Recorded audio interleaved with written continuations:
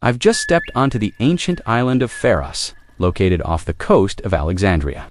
The Lighthouse of Alexandria, once considered one of the greatest wonders of the ancient world, sits before me. This edifice, which towered over the harbor, served more than only as a guide for mariners. It was a sign of power, creativity, and illumination in a society when darkness was often dreaded. It was built approximately 2,300 years ago and has served as a beacon, not only for ships, but also for civilization. Let us stroll through it together. Construction began approximately 290 BCE.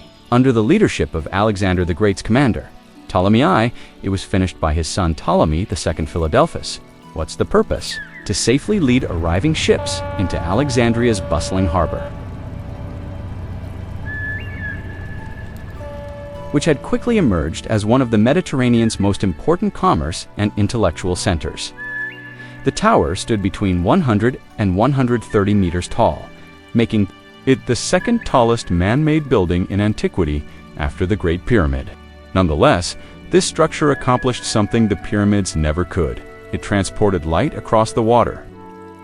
We are now reaching the lighthouse's square base.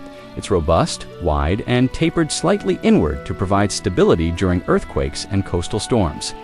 The outside walls were composed of light-colored limestone, which was chosen for its strength and visibility.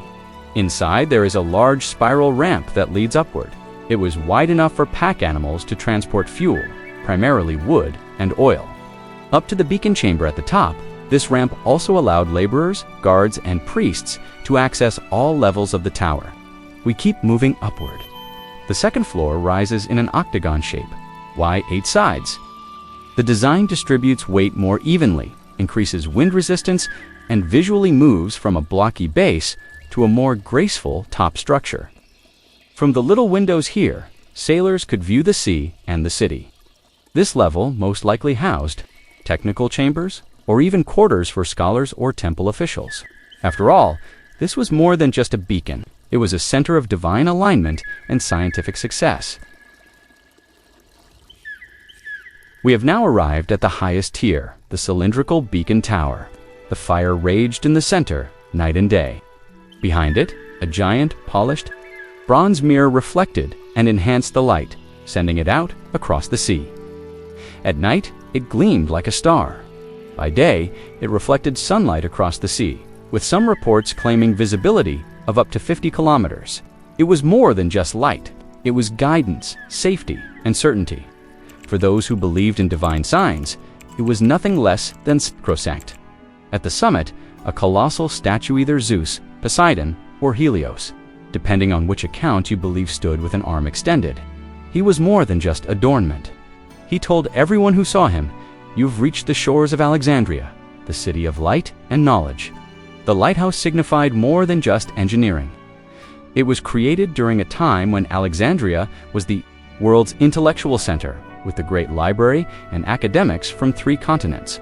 The Pharos echoed that mission, to shed light on the unknown. Unfortunately, the lighthouse did not last forever. Between the 10th and 14th centuries, earthquakes ripped it apart, piece by piece. By the 1300s, it was vanished from the skyline. But its legacy lives on. The citadel of Cape was built on top of the ruins in the 15th century, utilizing stones. From the old lighthouse, what about the word Pharos itself? It became the origin of the word lighthouse in dozens of modern languages. As I stand on the imaginary summit of this tower, I can nearly hear the water again, feel the breeze. Notice the shine of firelight in the mirror. It wasn't just a building, it was a message. Humans might fight back against the darkness, not with swords, but with light. The Lighthouse of Alexandria guided not just ships, but also history.